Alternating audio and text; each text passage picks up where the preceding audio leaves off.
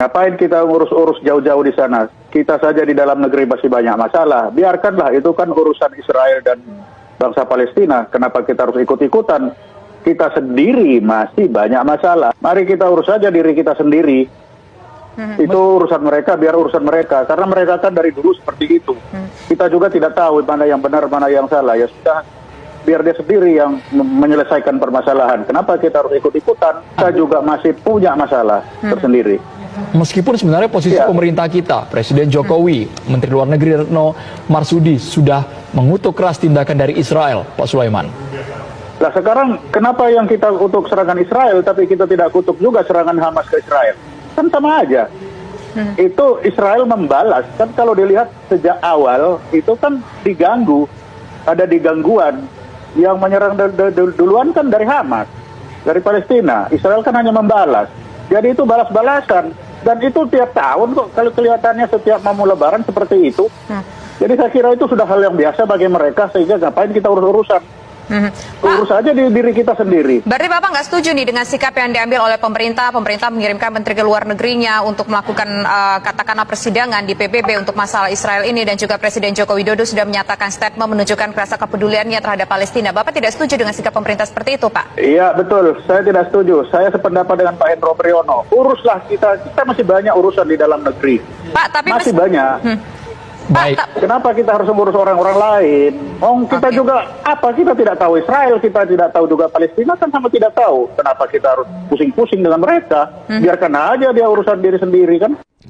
Beberapa perbincangan yang ada saat ini, senantiasa ada juga arah yang menyoal tentang mengapa memberikan perhatian yang begitu luas ya pada aspek-aspek yang jaraknya terlampau jauh dari Indonesia. Kita tarik ke skala lokal dulu di Indonesia. Kita orang Indonesia, banyak juga berbagai macam persoalan yang membutuhkan perhatian di Indonesia ini, tapi energi kita kenapa terlampau jauh sampai memperhatikan hal yang terjadi di luar wilayah Indonesia, tepatnya di Palestina. Ini kan jarak yang cukup jauh, ya. Kenapa tidak konsentrasi misalnya ke Rempang saja? Kenapa tidak ke kota-kota atau tempat-tempat lain saja? Itu kan kenapa harus kemudian energi sampai ke Palestina dan sebagainya? Ya, pertanyaan serupa juga menjadi menarik ketika digunakan nalar yang serupa, logika yang serupa. Ya, kenapa pemerintah harus repot-repot terlibat memediasi Rusia dan Ukraina, kemudian mengirimkan Menhan terlibat menjadi penengah? Ya, kenapa tidak mengirimkan untuk terlibat sebagai penengah dan menyelesaikan dengan persoalan di Papua misalnya, ya kan? Atau persoalan konflik di tempat-tempat lain, daripada alih-alih keluar? Kan di sini masih banyak masalah. Hal yang serupa. Mengapa kita kirimkan pasukan perdamaian sampai ke Afrika, sampai keluar? Ya kenapa nggak di sini saja? Kan di sini banyak masalah juga gitu. Ya, jadi ini sesungguhnya argumentasi-argumentasi yang lebih kepada sentimen, bukan argumen, gitu ya. Dan secara singkat kita tahu bahwa saat ini bangsa Palestina sedang terjajah di negerinya sendiri, di tanahnya sendiri, dan mereka sedang berjuang dan tidak mendapatkan keadilan global. Jadi kalau ada yang bertanya kenapa Anda memberikan perhatian yang begitu dalam, begitu luas ke Palestina dibandingkan dengan situasi yang ada pada saat ini, maka jawaban kita pertama, pertanyaan itu salah. Ya, pertanyaan itu salah karena apa?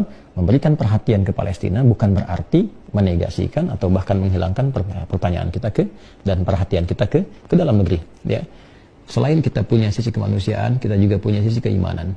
Ya, manusia punya nilai spiritual dalam dirinya, yang nilai spiritualitas ini akan mengantarkan ia pada pikiran-pikiran yang jernih, kepekaan-kepekaan, baik itu dorongan untuk bisa berbagi kebaikan untuk saudara seimannya, atau bahkan juga dorongan kuat karena sisi spiritualnya yang mengajarkan kebaikan-kebaikan universal.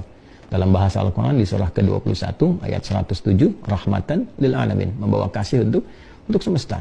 Itulah sebabnya dalam Islam setiap kejadian-kejadian yang bisa kita akses selalu didorong oleh spirit Al-Quran, spirit hadis Nabi Muhammad SAW untuk memberikan solusi. Ya, sekarang jangankan di Palestina, ya, terjadi situasi di dalam negeri yang butuh perhatian. Sebagai Muslim kita akan muncul. Ya, baik itu sifatnya nasional atau bahkan mungkin di lokal gitu, itu sudah otomatis. Ya, agama memberikan dorongan khairun nas anfa'uhum linnas, sebaik-baiknya manusia yang memberikan manfaat baik untuk manusia yang lainnya, kita akan support. Ya, kalau mengacu pada undang-undang fakir miskin, anak terlantar, itu adalah tanggung jawab negara, ya. Dan kemudian sebesar-besarnya, sebaik-baiknya dipelihara, bahkan kemudian diberikan jalan-jalan kemakmuran, kebaikan yang menjadi tanggung jawab negara yang dilaksanakan oleh eksekutif, dalam hal ini pemerintah. Maka kita sebagai masyarakat membantu tugas itu. Tugas pokoknya tugas pemerintah. Kita bayar pajak, ya, kita kemudian menaati administratif, uangnya dikelola, dikembalikan kepada yang berhak untuk menerimanya, termasuk fakir, miskin, dan musibah-musibah yang terjadi. Di luar hal yang tidak bisa dikontrol oleh pemerintah atau juga tidak bisa disupport dengan maksimal, kita sama-sama untuk saling gotong royong dan sebagainya. Tapi bukan berarti keadaan itu menghilangkan perhatian kita ya sebagai warga dunia untuk berkontribusi aktif ya dalam konteks dan keadaan yang terjadi di ya dunia secara global. Jadi kalau kita bandingkan, maka tidak apple to apple. Ya, bahkan nanti akan ada jawaban yang bisa kontroversial. Ya, ketika ditanyakan, kenapa Anda lebih peduli ke Palestina dibandingkan dengan di Indonesia begini? Nanti ditanya balik, negara kemana?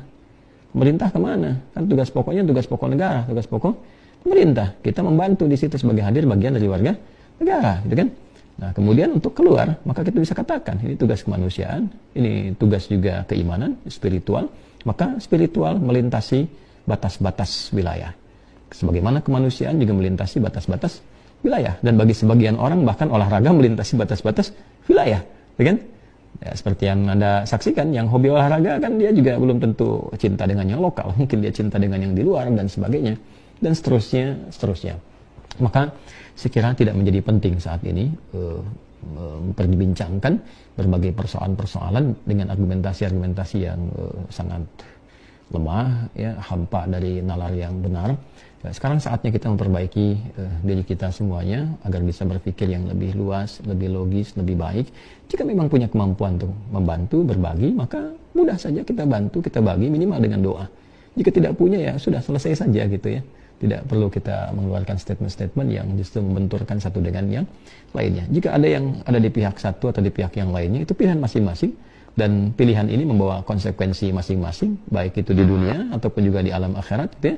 Jadi kalau ada orang mengekspresikan kecintaannya misalnya untuk mendukung kemerdekaan Palestina dengan argumentasi ini adalah amanat dari undang-undang, kemudian juga ekspresi dari keimanan, ekspresi dari sisi kemanusiaan, adalah hal yang wajar. Ya, kalau ada alasan silahkan berargumen, tapi juga jauhi sentimen, begitu sebaliknya. Jadi bagi kita khususnya umat Islam, teruskan ya doa kita baik untuk saudara-saudari kita di Palestina yang sedang berjuang untuk menggapai kemerdekaan. Dan ingat, di sana bukan hanya orang Islam saja. Bukan hanya orang Islam saja. Di sana ada Kristennya, ya kan? Ada Yahudi yang nggak sepakat juga dengan Zionis, ya, sekalipun pada akhirnya ya banyak yang diam juga gitu kan. Tapi tetap kita mendoakan, ya, dan dalam doa dan perjuangan itu tentu akan ada tantangan-tantangan, ada juga kemudian pandangan berbeda, itu biasa. Jadi santai-santai saja dengan yang demikian, tidak perlu terlalu berlebihan, ya. Dan di sisi lain juga kita tetap bisa konsisten untuk saling berbagi, membantu, memperhatikan semua yang ada di sekitaran kita di wilayah Negara Kesatuan Republik Indonesia, sehingga terjadi keseimbangan dalam interaksi kita. Ini adalah hal yang mungkin bisa kita bagi di kesempatan ini. Kemudian kita mesti menekankan dengan kuat bahwa situasi di Palestina, kemudian juga secara umum di dunia ini, dinamikanya cukup kompleks, kekinian cukup beragam, dan ini yang paling menarik sekali menampakkan kepada kita satu gambaran untuk membentuk karakter kehidupan kita. Jadi kalau sudah ditampakkan seperti ini, kita diperlihatkan, oh ini yang seperti A, ini yang seperti B, ini yang seperti C, ini yang punya sikap begini, ini yang punya sikap seperti ini, yang konsisten begini, yang tidak konsisten begini, yang munafik begini, yang jujur begini. Kita jika melihat semua itu dengan kacamata yang bening, dengan hati yang bersih, kita akan betul-betul semakin yakin dengan kebenaran Al-Quran dan hadis-hadis Nabi Muhammad SAW. Pada hakikatnya semua ekspresi itu ditampakkan kepada kita untuk menguatkan kebenaran Islam, untuk semakin kita mengesahkan Allah Subhanahu wa Ta'ala, dan semakin kita serius menyiapkan bekal untuk kembali kepada Allah dalam kebaikan.